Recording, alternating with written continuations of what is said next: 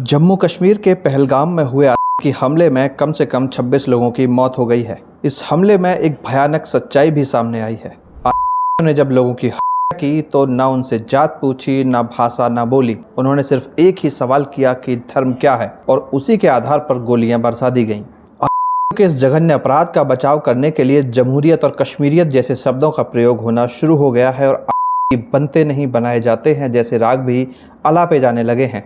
लेकिन जातिवाद के दम पर चुनाव जीतने और भाषा व क्षेत्र के नाम पर लोगों को लड़ाने वाले लोग का धर्म बताने से अब भी डर रहे हैं। पहलगाम हिंसा के पीड़ितों ने साफ तौर पर यहाँ तक कहा कि ने उनसे इस्लामी आयतें या कलमा पढ़ने के लिए कहा। कई मीडिया रिपोर्ट्स में यह भी सामने आया कि कुछ लोगों के कपड़े उतार कर देख रहे थे कि वह हिंदू है कि मुसलमान। इसके बाद उसकी पहचान कर गोली मार दी गई।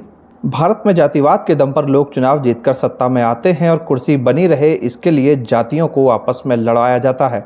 यह वही देश है जहां आए दिन जातिगत जनगणना कराए जाने की मांग होती है, और उत्तर से लेकर दक्षिण और पूर्व से लेकर पश्चिम तक घूम घूम कर लोगों को जातियों के नाम पर बरगलाने की कोशिशें की जाती हैं। ये वो देश है जहां मरने से पहले मजहब पूछा जाता है, पर जीते जी नेता जात पूछते हैं। रेस्टोरेंट में अगर कोई ये पूछ ले कि मालिक कौन है, नेम प्लेट लगाने के लिए अगर कह दिया जाए तो उसे नफरत फैलाने वाला आदेश बताया जाता है। लेकिन जब आप धर्म पूछकर मारते हैं तो उस पर चुप्पी साध ली जाती है।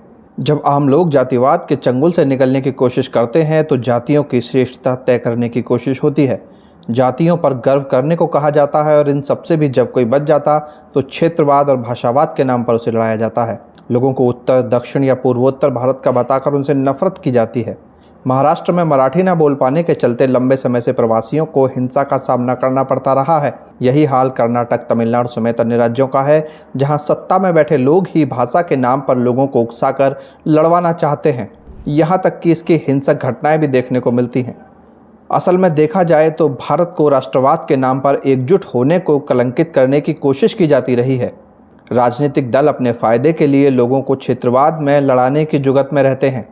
ऐसे में एक बात तो स्पष्ट है कि हिंदुओं को अगर इस देश में सुरक्षित रहना है तो खुद को जाति का ना समझकर हिंदू ही समझना होगा। इसमें ही हिंदुओं की और इस देश की भलाई है। हिंदुओं की भलाई के साथ देश की भलाई का मतलब यह है कि जब देश का बहुसंख्यक वर्ग ही सुरक्षित नहीं होगा तो फिर देश कैसे सुरक्षित हो सकता है।